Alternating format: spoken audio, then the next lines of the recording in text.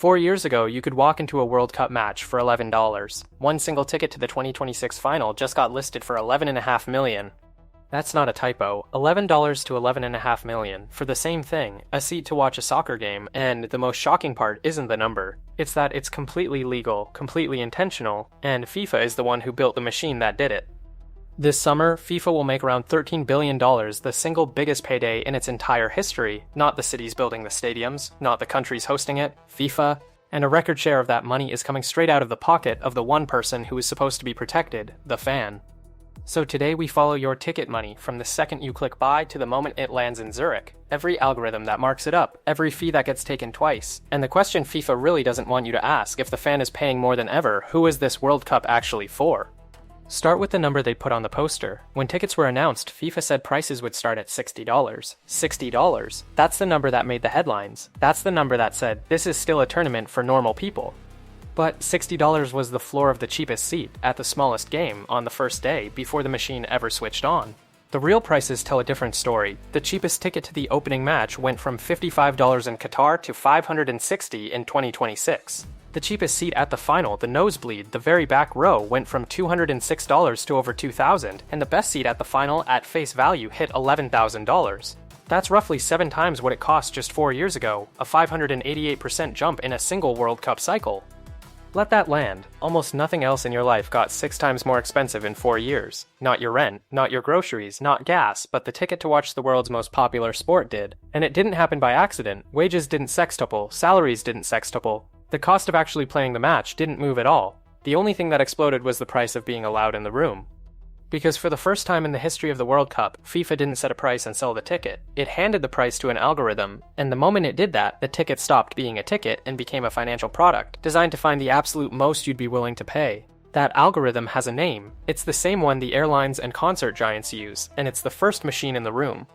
And this wasn't a glitch or an algorithm that got carried away, it was a strategy with a name.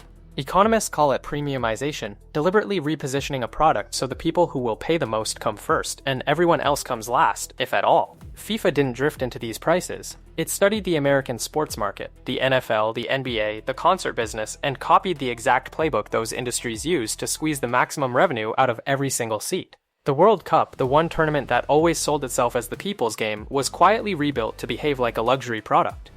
It's called dynamic pricing. Here's how it works. In plain language, the price isn't fixed. It moves in real time based on how many people are trying to buy. The more demand, the higher it climbs. The second a match gets popular, the algorithm quietly pushes the number up, watching how high it can go before you finally click away. You have felt this before. You've gone to book a flight, seen a price, hesitated, come back an hour later and it's higher. That tiny jolt of panic that makes you buy now before it climbs again, that's not a glitch. That's the product working exactly as designed. FIFA took that exact mechanism and bolted it onto the World Cup. And the data shows how aggressive it got. According to an analysis of the rollout, dynamic pricing raised the cost on 95 of the 104 matches by an average of 35%, not 9 matches, not half. 95 out of 104. This wasn't a few high-demand games spiking, this was the entire tournament marked up by a machine. Now, here's the part that turns a high price into a trap. Remember how many people wanted in? FIFA received around 500 million ticket requests for roughly 7 million seats. That's 71 people fighting for every single seat. When the algorithm sees a stampede like that, it doesn't just raise the price a little, it raises it until the stadium is full of whoever can pay the most. The lifelong fan who saved for 2 years gets outbid in milliseconds by a hedge of demand he can't even see. And right now, you might be thinking, that's just inflation, everything's expensive. It's not. Inflation is 4 or 5% a year. This is 588%. This was a choice, a deliberate system imported from the American market and aimed straight at the most loyal audience on Earth. And we haven't even gotten to the second machine. Say you survive the algorithm, you pay the inflated face value price. You think the gouging is over. It's just getting started because FIFA built a second machine right next to the first one, its own resale market. Here's the genius of it, and I mean genius in the most cynical possible way.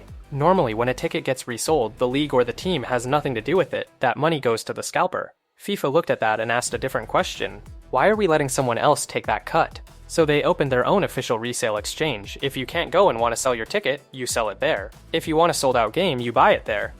And on every single one of those resales, FIFA takes a fee from the seller and from the buyer. The same ticket can sell and resell again, and FIFA earns a slice each time it changes hands. They didn't just sell you the ticket, They built the aftermarket and put a toll booth on both ends of it. This is how you get to that $11.5 million listing. It wasn't some random scalper site, it was on FIFA's own exchange. Around 180,000 tickets flooded into that resale market, and every one of them is a ticket FIFA gets to earn on a second time. The thing you thought you owned was just inventory they got to sell again.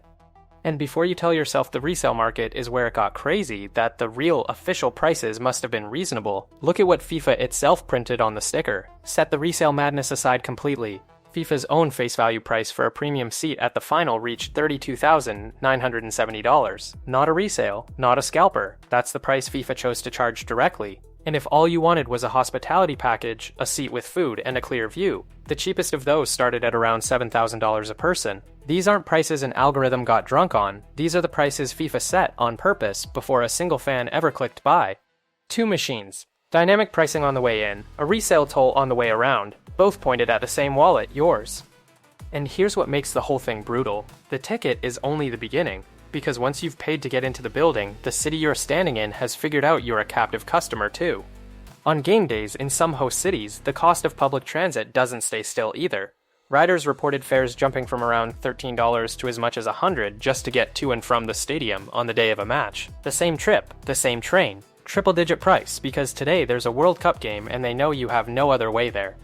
Then add it up the way a real fan has to. The flights, the hotel at World Cup weekend rates, food, transit, the ticket itself. Business Insider ran the math on a fan trying to see just 3 matches. The total came to around $9,800. And if you wanted to follow your team through the whole tournament, more like $31,000. That's not a vacation, that's a used car. That's a year of someone's rent spent to watch a sport that, 4 years ago, cost $11 to walk into. So where is all of this money going? You've paid the algorithm, you've paid the resale toll, you've paid the city. Follow every one of those dollars upstream and they arrive at the same address, and what's waiting there is the part that should make you angriest of all. All of it flows to FIFA, and FIFA, the organization about to make $13 billion off this tournament, is registered as a non-profit. Read that again. The most lucrative sporting event on the planet is run by a legal non-profit headquartered in Zurich. And the tax story gets worse the closer you look. Of the 48 countries whose teams are playing, the teams that are the entire reason anyone bought a ticket, only 18 will actually receive their full prize money without the US taking a tax cut. The other 30 get less. But FIFA's own structure is built, layer by layer, to keep as much of that $13 billion as legally possible. And the host cities, the ones who paid to build and secure all of this, they don't just miss out on the windfall. Many of them granted FIFA exemptions from local sales taxes, meaning the city loses millions in revenue it would normally collect on every transaction inside its own stadiums. The fan pays more than ever, FIFA keeps more than ever, and the city eats the loss. That's the full circuit, your $11,000 seat, your $100 train, your $30,000 trip, all of it climbing up to a $13 billion non-profit, while the countries that hosted it and the nations that filled it get the thin end. And here's the proof that this finally crossed a line. This isn't just fans complaining on the internet. On May 27, 2026, the Attorneys General of New York and New Jersey, the two states hosting the final, formally subpoenaed FIFA. Their words, not mine. They accused FIFA's ticketing of creating, quote, a gauntlet of confusion, fake scarcity, and impossibly high prices. Fake scarcity. A legal authority is now investigating whether the shortage that drove those prices to the moon was partly manufactured. Texas opened its own investigation too. When multiple state governments start issuing subpoenas, you are no longer looking at a pricing strategy. You're looking at something they think might be a scheme. And here's the twist almost nobody saw coming. It might be backfiring. As the real prices sank in, a lot of fans simply stopped buying. Reports came in of FIFA quietly releasing thousands more tickets as the scrutiny grew, and fact-checkers began openly questioning FIFA's own claim that demand was unprecedented. For some matches, prices that had rocketed up started sliding back down, the same algorithm that pushed them to the moon now scrambling to fill the seats it had priced people out of. Because the real nightmare for FIFA was never a lawsuit. It's a half-empty stadium at the most watched event on the planet, empty because they got greedy enough to push out the very fans who were supposed to fill it. So, here's the verdict. None of this happened by accident, and none of it happened because the World Cup suddenly got more expensive to run.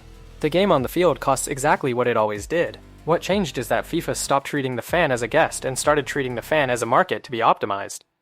They handed the price to an algorithm built to find your breaking point. They built a resale market to earn on your ticket a second and third time. They let the cities gouge you on the way in.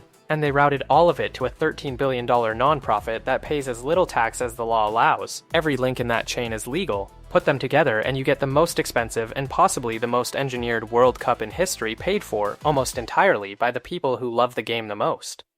This channel follows the money behind the biggest events in sport. Subscribe, because there's a question buried under all of this that's even stranger. If the fans are paying record prices and FIFA is making record billions, then the countries hosting the World Cup must be getting rich too, right? They're not. Most of them lose money. And next, we're going to show you exactly how a country can host the biggest event on Earth and end up poorer for it. $11. $11.5 million. The same seat, the same game, 4 years apart. That's not inflation, that's a machine, and you just watched it work.